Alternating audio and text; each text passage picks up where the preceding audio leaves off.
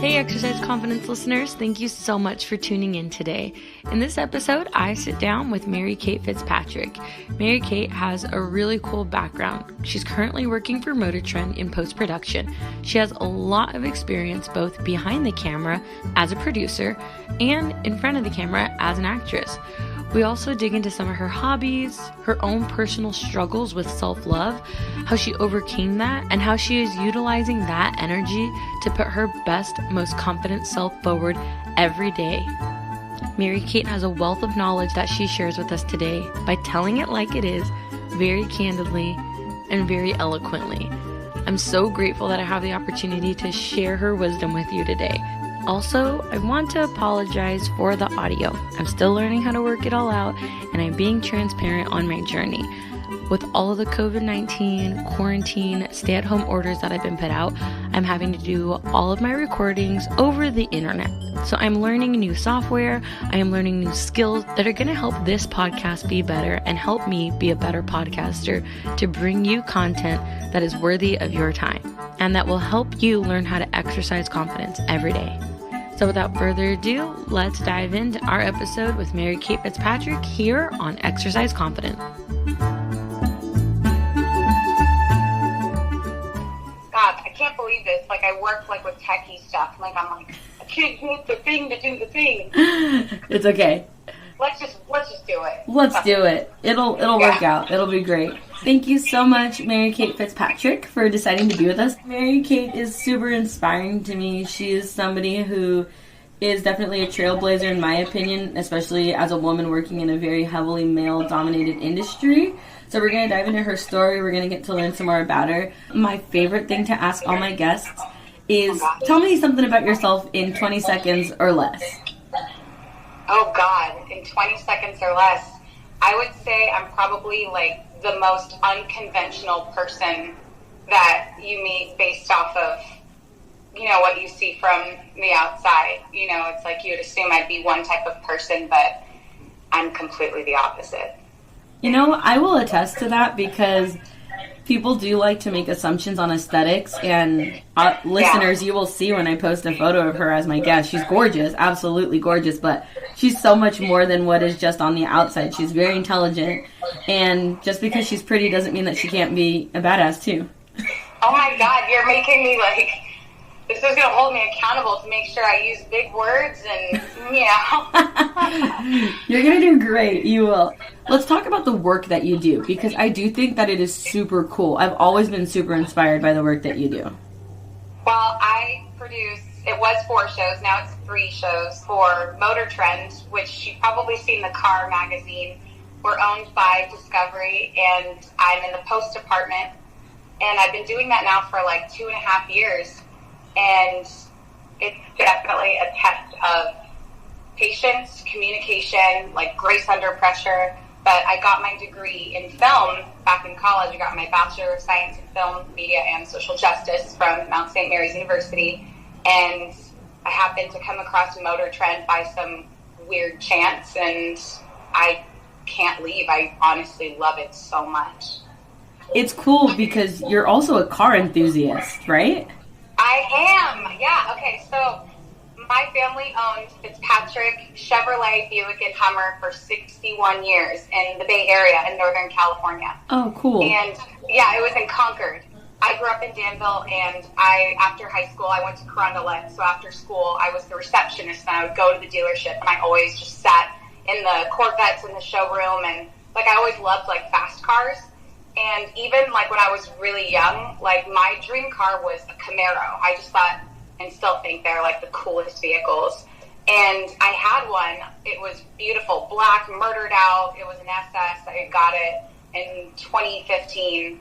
But I was hit. I was in a car accident, a year and a half ago, and we totaled it. So, but now I have a truck, still a Chevy, and so I can take my St. Bernard everywhere. So, it's like my mom car. It was a compromise.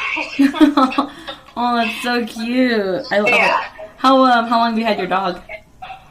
I rescued Marley. It was 3 years ago yesterday. Oh. From the SPCA on Hawthorne. Oh, that is awesome. Big shout out to the SPCA. We love the work that they do with all the animals and getting them into loving homes. Yeah, they're the best. They're really sweet, and they follow her on Instagram and stuff. So. That's so cute. We got our dog from one of the shelters as well. Probably about 3.5 years ago, I'd say. Oh, yeah. Dogs are the best. We don't deserve dogs. Well, gosh, we do not. Working not only in production, but also working in production for Motor Trend, which I'm sure is heavily male-dominated, like we mentioned earlier. How have you been able to navigate your confidence in the work that you do and just pursuing it full force? So I think it's like twice as hard because film by itself has been a male-dominated industry for so long. And then with cars, you typically see men running it. And to put both like film and cars together, like I had honestly expected it to be like a challenge or spoken to just in a way that could have made me feel like less. But it's a crazy thing, and I can't believe like I say it, but I have never once felt oppressed by being a female at my job because the majority of the employees are female. The post-producers, so there are 3 of us right now, and all 3 are women. And one gentleman is going to be coming on board pretty soon, but I've never felt like inferior. I've never been spoken to in a condescending way. I've never been told to be quiet, and if anything, like my supervisor, he's the post supervisor, he always encourages me. We just had our reviews actually a few days ago, and last year in my review, one of my things to work on, he said, was to be confident in your decision making. But I felt so new and so green that I was kind of skeptical, like you don't want to say the wrong thing or give the wrong direction because it's television. It affects like a lot of things. Yeah. And he told me that being okay and being confident in your decisions, even when it's the unpopular opinion, is the thing that I needed to master. And so just basically developing knowledge about my job, like my roles, my responsibilities, but also about the roles of the people who work with me, like the assistant editors and the editors, everyone in production from the showrunner to the coordinator, everybody.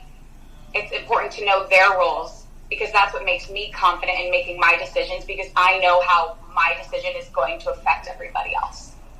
And having all that responsibility and knowledge about your job and dealing with this whole COVID-19 outbreak, you guys are still working and going full force, right? Oh my God, that has been, it's kind of scary and kind of traumatic because I've never even been in like a hurricane, so like I don't, like everyone's like, panicking, buying like toilet paper. I'm like, you guys are doing it wrong. Like, buy the alcohol, like you can wash your butt in the shower, you know what I mean? Yeah. But, no, so the thing is, like, right now there's a huge pressure on all networks. I mean, the majority of, like, production studios, like Warner Brothers, places like that, like, they're shutting down production completely.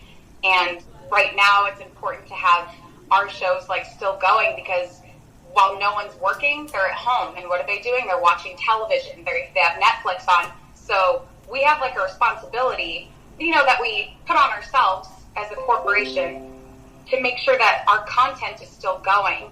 And it's definitely, the whole virus is affecting the way things are going. Like, our rollout is not going to be exactly the way it was. We are pushing things, but because we are ahead and we've been delivering episodes for months now and we're ahead, they go live over time. So we're actually okay. Like, thank God, like, Discovery and Motor Trend has, like, the workflow that we have because otherwise it would have definitely been a lot harder, but we're ahead of the game, so now we're just preparing for the rest of the season.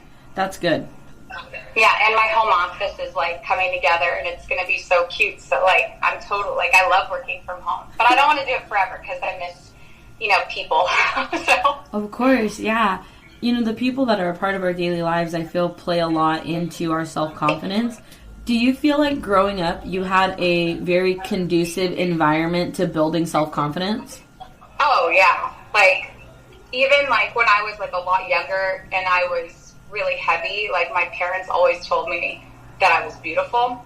I don't know if they were just being parents or if they were really like, wow, my child is like, she's, you know, gorgeous. Like, I don't know, but like, the fact is, like, they said it to me, and it made me like feel good about myself. Even though I wasn't happy with the way that I looked, their positive reinforcement kind of helped me reconfigure my brain on how I felt about myself, because when you love your parents and you're vulnerable to your parents and you're like a little sponge growing up, everything that they say to you, like, you absorb it. And so it really prepared me to have like tough skin, like, because I was like, well, my parents think I'm great, you know. So I tried not to be too affected until, like, you know, when you get older and kids get meaner, and then what your parents told you kind of lives in your head about how good about yourself that you feel, but it starts to dissipate as you get into your teenage years. Teenagers can be mean, man. They're terrible as little brats. Like, teenagers and middle schoolers, they're the worst little gremlins. Having parents that uplift you, I think, is so important in building foundational confidence. But did you ever face bullying when you were in high school? And how did that affect your self-confidence, if it did? Oh, yeah. Well, bullying started in middle school, you know, and that's because, like, in middle school, our brains are the size of peanuts, and we don't understand social cues, and we don't really understand how communicating with others can really impact everyone around you, like what you say, how you say it. And then in high school, it's very different than middle school. I think in high school, you become your biggest critic, even if people don't directly say things to you. So you kind of take it out on yourself. There were definitely, you know, the things people would say and the names I was called. And then I finally just spent so much time.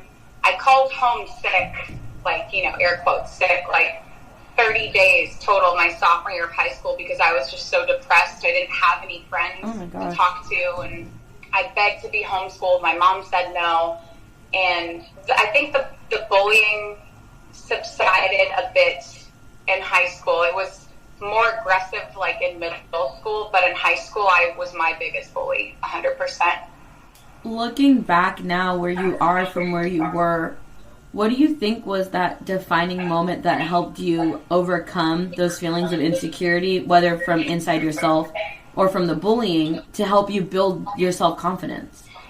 You know, I had never really felt like I had accomplished something that showed.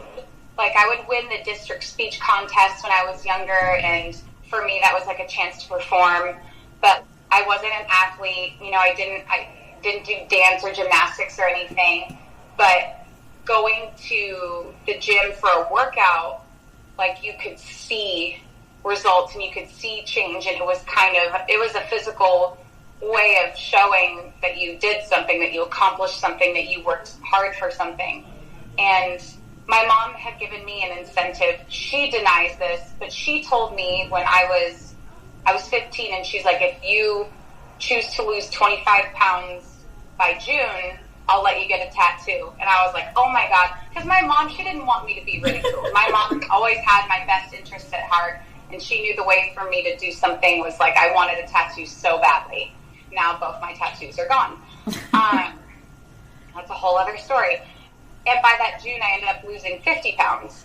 And I was, like, so happy, and I was feeling so freaking good about myself. I forgot completely about the tattoo, like, because my prize was me, you know, like, and feeling like I could not believe how I felt. And then that same summer, I got my first spray tan, and I was like, wow, like, I look so amazing. Like, I specifically said to my friend after the spray tan, we looked in the mirror, and I was like, I feel like Miss America. Aww. And that was probably the first time when I was like, I feel beautiful. Part of the whole notion of, like, exercise confidence is, I believe confidence is like a muscle, and in order to make it stronger, like, you have to exercise, you have to work it out, you have to stretch it. But I also believe that exercising does aid in our self-confidence. And I'm not saying that we all have to be, like, lean bodybuilder type people, but things like going for a walk, accomplishing a workout, like help with your self-confidence. You had that accomplishment. Do you still feel like when you work out, you feel a little boost of confidence after? And did that help you have a positive relationship with your body? Oh, every time I work out, like even if it's working out or when I used to do Krav Maga all the time, it definitely has something to do with like your endorphins going and you feel really good. But just the whole sense of like when you accomplish something, you already feel good about yourself. Like if I were to like change and go for a run, as soon as I'm back from my run, when I'm sweating, your whole attitude is just like 10 times happier and you feel good about yourself. And you also want to do more things. Like you want to go out more and you want to socialize more. And that kind of is like a positive cycle because you're like, oh, if I keep doing this, then I'm going to continue to feel good about myself and continue to be happy. It's like it's so simple, but I think humans like make things so much bigger and so much harder than they actually are. We just kind of have to stop and like take things into perspective and understand that anything's possible with just like a logical mindset. Being somebody who has accomplished such a big goal of losing over 50 pounds and having parents that told you were beautiful no matter what, do you think that you've always had a positive body relationship, or were there times that were really hard for you? Definitely times that were very hard. The crazy thing is like even when I was like very, very, very thin, I would look in the mirror and I was like, I could always find something that I could fix and make better. When I had lost at one point too much weight, when I was like 20, I think I was like 21, 22, my parents were trying to, without making me feel bad about myself, trying to get me to understand that I wasn't being good to my body and it was very unhealthy to be so thin. And that was the point when, it's funny, I had a much more difficult time accepting myself when I was really thin than I did when I was very overweight. And that becomes a huge problem because it's like you initially thought, well, if I keep losing weight, I'm going to feel so great, but you don't. And so then that becomes a vicious cycle that, if you got to have good people in your life to look out for you, and you have to make sure, you ask for help. And sometimes we don't see, when we're doing things too much, and you kind of need just good, solid people in your life, like your family and your friends, to remind you and kind of put you in check, Who do you think has been the biggest positive influence in your self-love journey? My mom, like 1,000%, like 100,000 million %. And I'm sure a lot of people are like, my mom's the best. But no, my mom is the best. My mom, she's so smart. So she owns her own business that she started when I was in kindergarten and my other siblings were like a year and 2 years older than me. She was a beauty queen. She was a model. She does it all. Like, she's so well-rounded. And just to kind of have her always, no matter what, like in my corner. Like, there were times, like, even in like middle school, I didn't want to wear these certain skirts because the popular girls wore the skirts, and I was like, well, I'm fat, so I can't wear the skirt. And I didn't want to be noticed because I just wasn't comfortable. And she would always encourage me, like, like, it doesn't matter what other people say and what other people think. And then that kind of grew into later becoming more of an adult. I was like, I don't really want to wear this certain type of dress because it's too much. People are going to think, all these dumb things about me, that it's so stupid. And my mom was like, Katie Cat, you can never be overdressed or overeducated. And I was like, it was like a light bulb went off. I was like, oh my God, that is my philosophy. That point on, I was like, I want to be the smart girl and I want to be the well-dressed girl. I want to be that girl. I want to be the one who does her best in everything that she does and looks good doing it. Well, good work, Mama Fitzpatrick, because I think you always look stylish. You carry yourself in a way that is, you can just tell there's an air of confidence about you because you are secure in the woman that you are, but it's not arrogant. You're very humble, you're very approachable, and you're always willing to help. You're always willing to be there for the other person. Thank you. Yeah, I mean, when I was younger, like, it would have been really cool for there to be, like, a me, to be like, hey, let me help you with this, and to be approachable. And so I kind of subconsciously became the person that in my age group I, like, didn't really have, you know? And it's now, it's all about, like, uplifting women. And I went to, you know, a private Catholic all-girls high school, a private Catholic all-girls college. So it's like our mission, like, for like 10 years was always be there for each other, you know, and help each other. And you taught at your college after you graduated, right? I was the department specialist. So I got to work with the undergraduate students, and I did get to teach them about equipment, which was, like, really fun, and software. And then at one point I was the counselor for the master's film and television program at Hollywood Center Studios. So I love that school. Like, I had such a great experience. I was a big fish in a little pond. It was, like, perfect for me. That gave me a crap ton of confidence, because you have the opportunity to, like, excel. And I was on, like, 11 clubs and orgs, and I was vice president for 2 years. I did a lot of stuff. So after I graduated, they had offered me a job right away, and I was like, absolutely. And that's cool, because that is just another tangible way that you're being the person that you kind of wish you had when you were younger. You're turning around and being that help.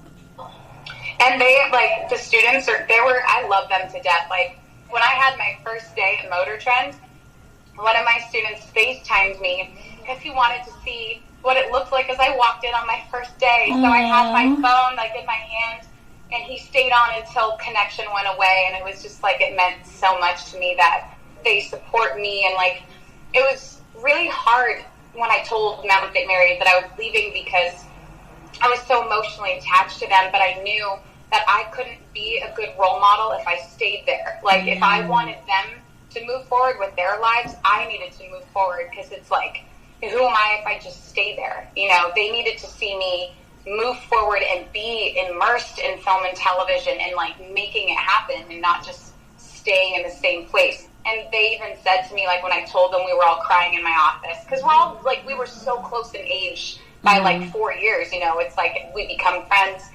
And they were crying, and they're like, you have to take the job. And it just showed me so much maturity in them, you know, to be so supportive. It was honestly, like, one of the best experiences. It was very sad leaving, but I was leaving on such amazing terms for great reason. And, you know, everyone wished me the best of luck, and I just haven't looked back.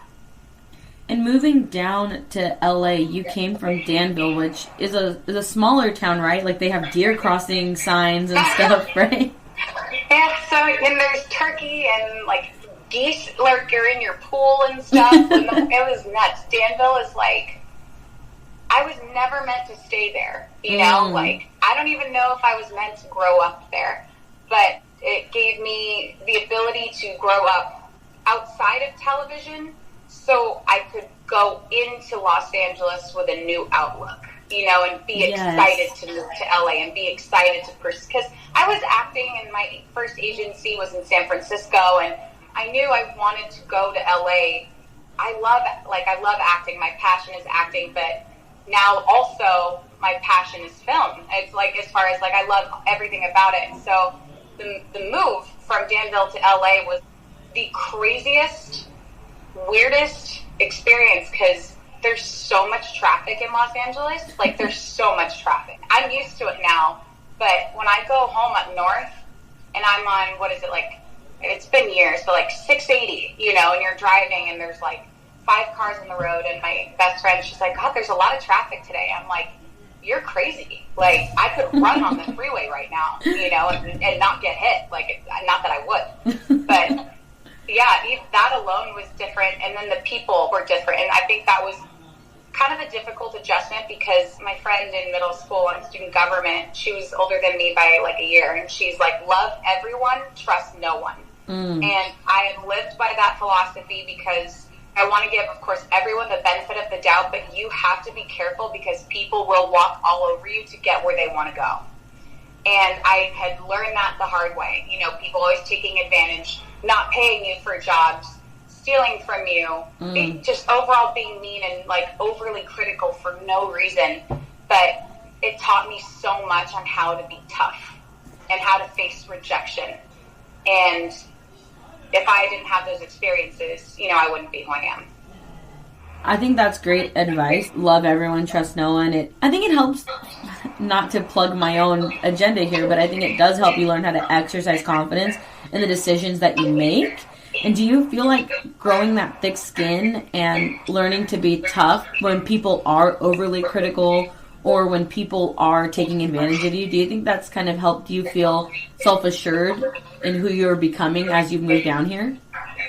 Yeah, I mean, if people are mean to you or if people are critical about you, it's because they're worried. It's because you're stepping on their toes. It's because you pose as a threat to their circle, their life, whatever.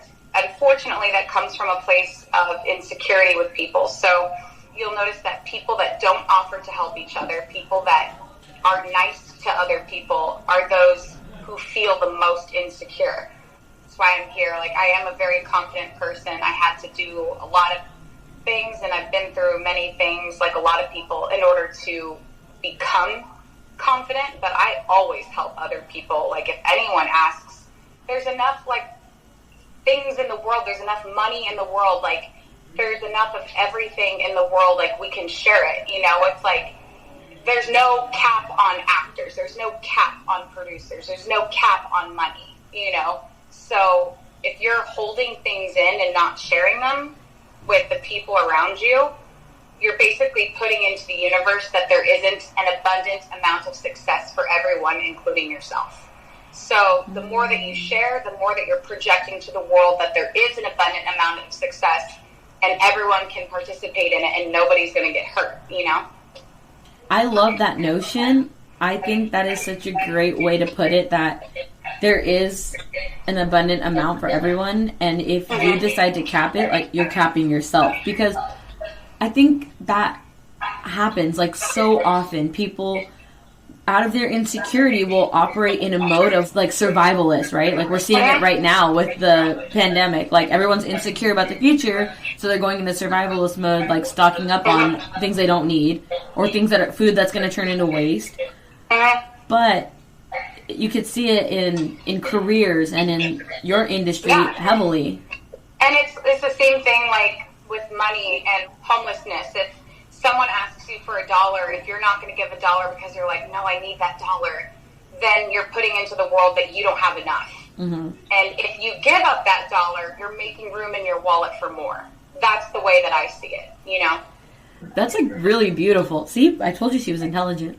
Thank you for coming to my TED Talk. Yes, and thank you. She's insightful, she's intelligent, she's changing the world. Shucks. Not only in film, as we've talked about you being behind the camera, but from your standpoint as an actress, how has it been navigating that world, and how has your confidence helped you, I don't want to say break into it, because I know you've been acting for so long, but I guess how has it helped you really carve out your niche in that industry? So when I was in middle school, I took video production as an elective. I was 12, and that was because I wanted to act, but I didn't like the way that I looked, and I was embarrassed, and so I just was like, well, that's kind of my way of, like, being in film still. So that's where my whole behind the camera thing came from, literally because I was too insecure to be on camera, which is hilarious now. But it taught me everything about being behind the camera. And when you're behind the camera, you learn so much more about what it takes to be an actor, and it makes you a better actor because you can cater to who's filming you. And in production, when they're filming an actor and an actor knows, like, even like when there's tape in the shape of a T, and you know to put your feet on either side of that tape between the T, that means that that actor knows what they're doing and they have experience. And so production will want to work with those types of people more. So as I got older and I kind of started pageants and I had lost weight and I had just really loved being on stage, and I love making people laugh. That's where it all stems from. And in high school, I tried out at De La Salle. I tried out for, it's called Company, which is like the theater program, and I got denied. Like, I wasn't.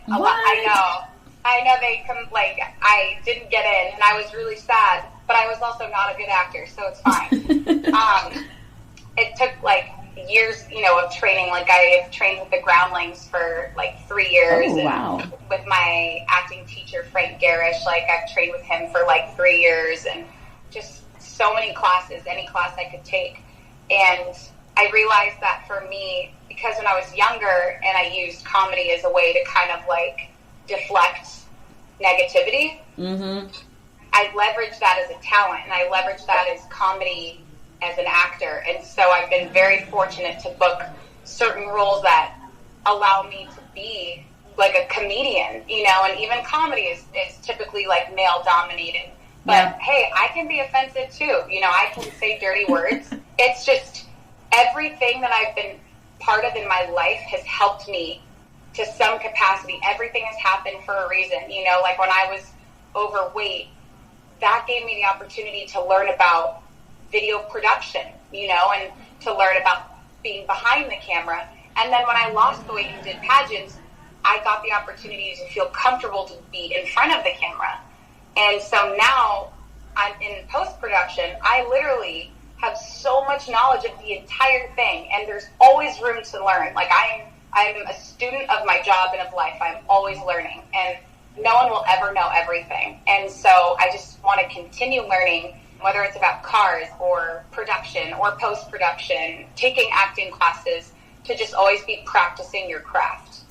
I actually think it was you who posted, "Be teachable, you don't know everything." Oh my God, yes! I cannot believe you remember that. It's true. Yeah, I know. I remember it because I actually made a small video on, like a little 1-minute video on exercise confidence about that, because it was so impactful to me. Yeah. I think another thing I had said was knowledge is power. Just true. The more you know about something, the more powerful you become, you know? So, and I definitely implement that at my job now, because there's a lot of pressure and you want to do things correctly and you want to do things right. And, you know, sometimes things won't always be correct, but, you know, the most you can do is try. If a listener out there right now has something that they really want to do, but they're afraid for whatever reason, what advice would you give them? The hardest part is starting. That's literally it. You just have to tell yourself and remind yourself that the hardest part of wanting to do something out of fear, the hardest part is just starting. So once you can start it, you're set. Like, the rest will take its course. And it's that, I know it sounds so stupid, but it's that easy. And starting can be as simple as picking up a book and reading about what you want to do, or asking someone about their experience with whatever it is. You know, like, it's just about being proactive, you know, and just starting. You've touched on it a little bit when you were talking about your mom and then your transition from, you know, the weight loss and coming from behind the camera to in front, talking about pageants a little bit. And I don't want to harp on it too much, but if you don't mind giving us a little maybe backstory on how you got into it and how it affected your self-confidence, either positive or negative or both. When I was in middle school, there was this girl who was Miss Teen Danville. And I was like, wow, that sounds so cool. And I was going through my mom's closet one day, and I found what looks like a crown. Mind you, crowns back then were a little smaller than they are now. Like, now when you see the, like, Mega Supreme, all this stuff, and, like, those crowns are, like, the size of Manhattan, like, it's pretty cool. Like, I don't have anything like that. But the crowns back, you know, then were very tiny, and I knew nothing about pageants and crowns, and, like, you know how we can, like, look at a USA State crown, you know exactly that's a USA State crown, and you know the Miss America crowns from a mile away, and the Miss California collegiate high school, junior high school crowns, like, we're trained for that, you know? Yeah. I knew nothing, and I saw the crown in my mom's closet, and I was like, what's that? And she's like, it's nothing, and I was like, what is it? And she's like, well, I did pageants. And I was like, what? This is a sign. And I was like, can I do it? And she's like, no. And I was like, okay. So I signed up. Anyway. And that year, my friend from Diablo Vista Middle School, she was Miss Teen Danville, and she had made the top 5 at Miss Teenage California. And, like, I just thought it was so cool that she was a pageant girl. Like, I'd always seen Miss USA on TV, and I was like, I never was like, oh, wow, I could be one of those girls. I was always like, wow, it must be so cool to be one of those girls, you know? And then when I was 15, I competed at Miss Teenage California, and I didn't even make the next cut. Like, I was a hot mess in this, like, red ball gown with, I think I wore red gloves and like a giant gaudy diamond ring and this like weird ponytail thing. But I was so adorable. Like, people were probably like, good for her. Yeah. You know, like the whole bless her heart sort of thing. And the most vivid memory is the pain in my feet on that stage, because I had never stood for that long in any high heel before. But I can remember the sweat trickling down my calf, and I was like, holy cow, I'm gonna faint. And like 2 girls dove off the stage because they passed out, and there were like 400 girls competing, and it was just like, I knew nothing. It was really fun. You know, ignorance is bliss. Mm-hmm. And then 3 years later, I was a freshman in college, and I was like, well, I'm cute now, because I had lost 50 pounds. I was like, I'm cute, I'm kind of pretty, and I'm funny. I think I want to do it again. Mm-hmm. And so I did, and I went again, and I got the opportunity to perform. Like, when they asked me, like, the question answer, I got to be honest, and I was real, and people cried, and they laughed, and so did I. That was when I was like, I think I'm good at something. Like, I think I'm good at making people laugh. I'm good at being entertaining, and I really like it. And I won. It was just defining it in my life, because I had never, like, other than, like, district speech contests, like, I never really won anything. And not to put down, like, middle school stuff, but, like, this was, like, important because this was an adversity I had faced for so long. Mm-hmm. And then for me, I was like, I conquered it. Like, I can't believe I did it. And then I did another pageant, like, a year later, because you go to nationals, and it was a horrible pageant, but it was still, you know, whatever. And then I got to do the collegiate pageant, and I went, you know, I was a hot mess for a long time, like my black hair and blue eyeshadow, and I was like, yeah.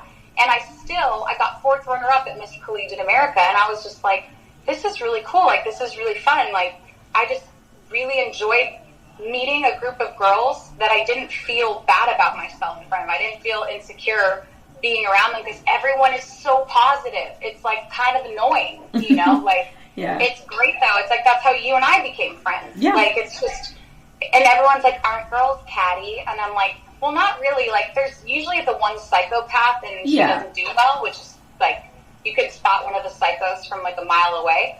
But everyone is so, like, there are girls that are going to be in my wedding one day. You know, it's like, where you become that close because you spend 3 days around these women typically, and at your most vulnerable state. And if you can do that, then you're going to be tight with those people for a very, very long time.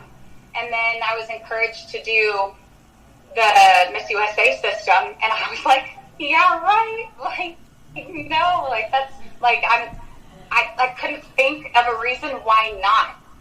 When my director for Miss Teenage California, he was the one that suggested I try it, and I couldn't think of a reason not to. I was like, okay, and I did it, and that even snowballed.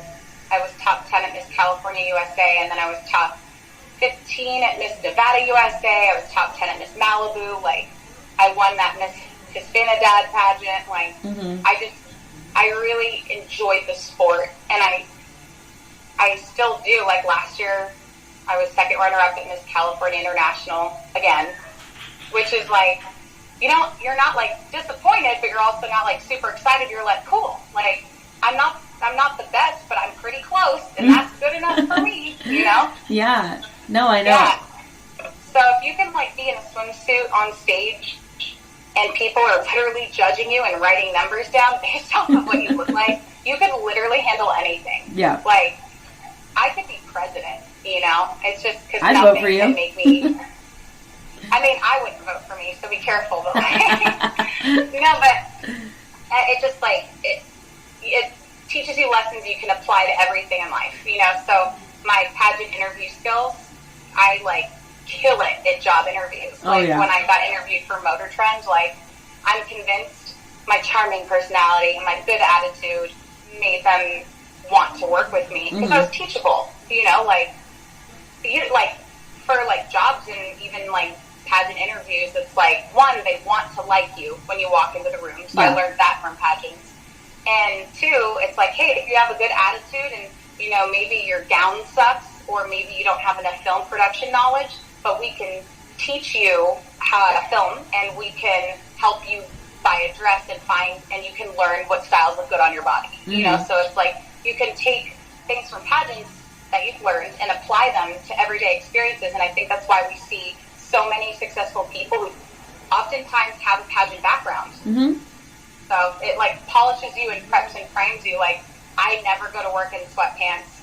I'm like, I always try to be dressed and ready to go because I perform in the workplace how I feel. So it's the same thing like when you're doing evening gown on stage. When you love your gown, you know that moment when you like you try on the gown, like your butt looks great, your boobs look great, everything's tucked, and like your waist looks like how you just love it. Like how you feel is how you walk. You know, like if you wear an ugly frumpy dress and you're like, God, I hate this dress, and you walk, you can see the person hates the dress. You can see that they don't like the way they look. It's like the same thing at work. Like when I'm wearing my blazer, which is, blazers are a total power move, and like just black boots and my Apple Watch and my hair's just ready to go. Not overdone, but just done enough. Like I feel good that day, and like it just affects my overall performance at work. And it sounds probably stupid to people, but like try it. You know, try going to work not dressed like a slob. See how you feel. I agree, because I know that there are definitely, like when we have casual days and I go in jeans, is a completely different person. Like I just got like my first blazer for work, and we were at a conference and I was helping present, so I just felt like such a big girl. So I get what you mean, and I had like these pants that I had seen at the store that I was like, I want those. They're kind of like the fitted slack, like cigarette pants. They were like cropped at the ankle. And they were like red, and I had the black blazer with like, it was a black shirt with like really geometric collar. That is such a power move. I love that stuff. Like, I love like structure and geometric shapes and just like, oh my God. And like, that is such a power move. And like, you can see how you'll get two reactions from people. One reaction is, oh wow, I love your blazer. I love, you know, like they compliment. And the other person is the one who's like, saying things behind your back to other people, like, why would she wear that? You know, and it helps you like differentiate the people that like you work with or that you're around. Yeah, it's definitely, and it goes back to what you were saying earlier about you can see people's insecurity. Somebody who's insecure is going to be the one saying like she's going to be presenting at a conference all day for 10 hours. Why is she wearing pumps? Like, why does she have heels on instead of flats? And it's like, why do you care? Yeah. You know, like... Not your feet. I always, like, every year I'm like, oh, wow, I'm so much more confident and secure in myself. And then the following year I look back and I'm like, no, now I'm more secure. Like, now I'm more confident. And then I do the same thing the next year and the next year. And it was even like this past year, I look back and I'm just like, by dealing with so many personalities and different types of people, there was a point where I finally learned to be assertive and make decisions and say things even if it wasn't the popular opinion, like my supervisor had encouraged me to do. And when you stand up for yourself without putting others down, there's an art to it, then that's a way of utilizing self-confidence, you know, in a good way to help with whatever you're doing, like for your job. Like there are people who try to project confidence by putting others down, and it's like, dude, like that's not confidence. Like you're really insecure. You need to relax. Yeah. Like, and then I guess ultimately remembering that every person has a story. Every person has come from somewhere, and we don't know what that is. So you have to take that into consideration when you are talking to somebody. If they're being hostile towards you, you know, hostility is not solved with additional hostility. Like that's just, you don't fight fire with fire. You just have to be logical and remember that, okay, that person's come from somewhere and they have hurt. And so they're reacting from that hurt. And you can't control what people say to you. You can't control what people do to you, but you can control how you respond to them. And that's the important thing. I think it's really beneficial for people to hear that, especially because someone like you or I, who have had very strong moms, who are very adamant about teaching us those things and reminding us that, you know, somebody's action doesn't determine our outcome like we do. I think for some of the listeners that maybe weren't as fortunate to have that be taught to them, it's beneficial to hear. And so I love that you're sharing that, and that people are going to hear that, and it's something that is just out there to be perpetuated in a positive way. Mm-hmm. Yeah, and like after, I mean, I'm 28, like I don't know everything, obviously, but projecting so much positivity, working really hard, learning, going out of my way to learn, and just being as independent as possible, like that has made me so secure about myself, because like I have a beautiful home that I love, that I designed myself. I just finished redoing my kitchen and it looks great. I have my dog, and she's the love of my life. She's enormous, but that's fine. I have, you know, a career that I love that people would kill for, and I did it alone. I did it like myself, you know, not to exclude the people in my life who have really helped mold me, but I didn't rely on anyone to do anything for me. Right. And that's where so much confidence comes from, because, you know, like after a breakup, you can be a mess, and there are two ways you can respond. You can cry about it, or you can use it, leverage it, and move forward and just kill, crush, destroy. And I feel like after every breakup, I feel like I get hotter, and then like something amazing happens in my life.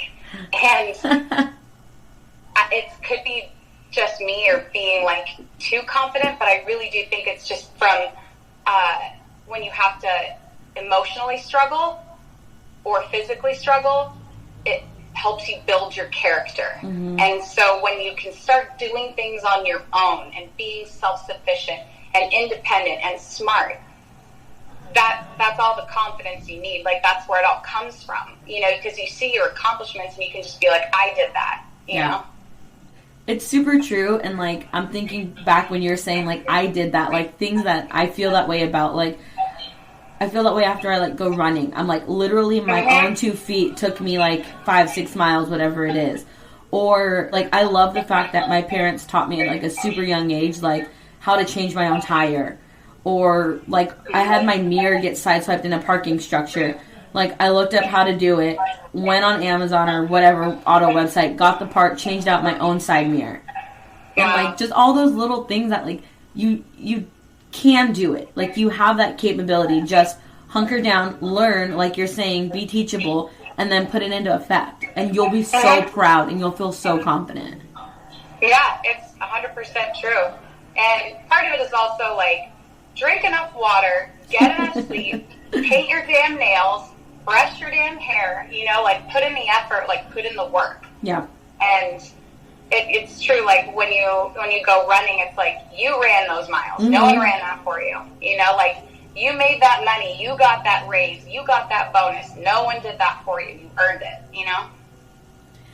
And this is exactly why I wanted to interview you. I just think your confidence is exuding like through your voice and into this interview. And I could talk to you like all day about this and just do multiple episodes off you, but we'll start wrapping it up. I don't want to take all your time. So I guess one of my last things I would touch on here is if you had one tip for listeners to be able to exercise confidence every day. I have an idea of what you might say. What would that advice be? To help them exercise confidence? Yeah. You know, I mean, honestly, like, just the way that my mom had said that to me about Katie Cat, you can never be overdressed or overeducated. Like, it sounds so silly, but the way it applies to people is that it doesn't just have to be overdressing or overeducating. It can be like over being nice, over giving gratitude. You can never do too much, you know?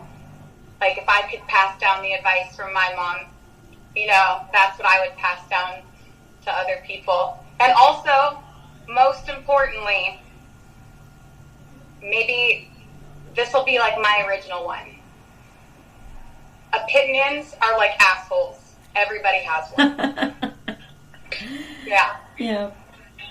It's true. I mean, like, some people are going to like you, some people aren't going to like you. You know what I mean? It's like, cool, life goes on. You know, as long as you like you. That's what counts. That's what matters. Yeah. What did you think I was going to say? I thought you were going to say something more along the lines of, like, kind of like a look good, feel good, do good kind of thing. Oh, that's funny. I mean, it is true. And that ties in with opinions are like assholes, because, like, when you stop caring about what other people think of you, you can finally be free to look good, to feel good, to do good in the world. It affects all of you. I mean, and like she's saying about, you know, putting her best self out there, like, this girl looks flawless right now. She got the cutest pink top on, her hair, makeup is done. I did this for you. I was in sweatpants. I love it. I love you. You look gorgeous. I even bought false lashes. You look amazing. You look amazing. I know. I was going to ask you one question. Yeah. What's your first memory you have of me? Oh my gosh, okay, I love my first memory of you, actually, and you're gonna think it's... Is it embarrassing, though? Did I do something stupid? No. God. You're gonna think it's either cliche or funny, or... I think you'll appreciate it, actually, because it's almost movie-like, in my opinion. Oh, okay. So, MaryKate and I met doing Miss Teenage California. I think I was a freshman or sophomore. I'm not that much younger than you. I was a freshman in college. If you're a freshman in college, you won in 2010, right? Yes. Okay. My God, that was so long ago. That was 10 years ago. Yeah. Oh my God, I'm so old. Okay, No. You're like a fine wine. You're aging great. You're perfect. Attitude, confidence, looks, all of it. But no, my first memory is I remember we had all like got there, we registered. We went upstairs and we had our shirts for that time. They were like the Miss Teenage California shirt. We were supposed to put them on. Oh my God, I know where this is going. No, you don't. Okay. No, we put them on and we had to come downstairs to rehearsal. Oh my God. And at the time, like, I was super awkward. I love wearing my glasses. I wear my glasses every day, all the time. But I had contacts for this, so I had gone upstairs and I was like trying to mess with these freaking contacts, putting them in my eye. And we went downstairs and I walked out with my roommate, who I'm still good friends with. Shout out to Tina Yang in San Francisco. She's my homie. But no. So we walked downstairs, we opened the door, and we're all waiting outside. And I remember you were probably like a couple people away from me in the crowd. You had glasses on. Your hair was just like perfect. It was just so bouncy. And you were just standing there like talking to somebody and like laughing. Oh my God. And I just saw you and I was like, I don't know who she is, but I want to be like her. Because you seemed so confident and so self-assured, and you were so nice to everybody that was talking to you. And some people, I guess, maybe knew you or were trying to get to know you, and you just seemed so nice and so cool and so confident. And I was like, I want to be like her. And then when you won that year, I was not surprised. And I had told my mom, I'm like, she kept sticking out to me all weekend and I didn't know why. But she won, so it makes sense, you know? Like, she's just one of those girls that stands out. Like, so oh my God, that like melts my soul. And then you guys voted for me for Miss Personality. Yeah, and yes. That was so cute. Like, I was like, they like me. Yeah, and I love when something like that happens, because I think it's not super rare, but it's a little more rare that the girl who is the nicest also winds up winning. Mm-hmm. And the one that definitely was like it was a surprise for me, but like, you know, I'm just glad I went back to try again, you know? Me too. Yeah. Yeah. So that's my first memory of MaryKate, and then you became a household name because my mom and I immediately like just fell in love with you and thought you were amazing, and we know you and I have stayed in touch, and I follow your journey, and I think it's super awesome everything that you're doing, and I'm grateful, like you've said, to have you be that person that doesn't mind being the role model, doesn't mind turning around and helping other people, is accessible, is an example, and I appreciate that, because I've definitely been able to look to it, whether it's reaching out or whether it's just me kind of seeing you on my feed. Like, it's the kind of positivity that like I want to see on my feed, that makes me want to be better, that helps me grow, that challenges me and pushes me, like whether you know it or not. Oh, that like makes me feel like, God, I hope what I'm posting is like not just my dog, you know what I mean? Like, but even if it is your dog, it makes me happy. But, like, I mean, it makes me happy that you feel that way, because, like, I want people to always feel that way, because it's sad when, you know, you don't feel that way. Yeah. So it's like, I kind of made it, like, my mission. I want to help, you know? I want to be accessible. And your transparency and your vulnerability, I think, is important. Like, I've said it a couple of times in other interviews, but I say it when I talk to people, I think that being candid and being transparent, it helps us have that foundation where we realize, like, we don't all have the same experiences, but at the end of the day, we are all human, and we can connect on a certain level. So just the way you're honest in not only the, you know, hard things you've overcome and encountered, but also with, like, confident, like you were saying, like, when you decided to go back for Miss Teenage California, you're like, well, I'm older, I'm a little less awkward, I'm pretty. And it's like, yeah, like, own it. Like, I feel like those kind of things where it's like, we're taught, like, oh no, like, don't think you're too smart, you shouldn't think you're too pretty, because then you come off arrogant or rude or, like, selfish. And it's like, why shouldn't I? Like, why shouldn't I embrace every good thing that I am? Because if I'm embracing my good, that's what I'm going to bring to the table, and that's what we need more of. 100%. Like, I posted this quote, too, one time. It's on my Instagram, let me tell you right now. But it was like, when there was a point I was kind of like feeling, not defeated at work, but I was just feeling like a little bit down. And I just passed my, I think it was my 1 year anniversary. And I just ended the quote with, I know what I bring to the table, so trust me when I say I'm not afraid to eat alone. Yes. And that was just like all you need is you. You know what I mean? And if you know your worth and your value, and you've got good morals, you know, then you've got a good future. Yeah. I love that quote. I've seen it before, and it's something that I think a lot of very confident, self-assured women have no problem admitting. It's like, yeah, that does resonate with me. So I will post it, because I do know what I bring to the table. I'm not afraid to eat alone. And then there's another quote that, like, I had seen, it's by a poet, and I know I'm going to misquote it, but the sentiment is basically like, my alone is so sweet, I'll only have you if you're sweeter. So basically, like, if you're not going to match what I have when I'm by myself, I don't want it.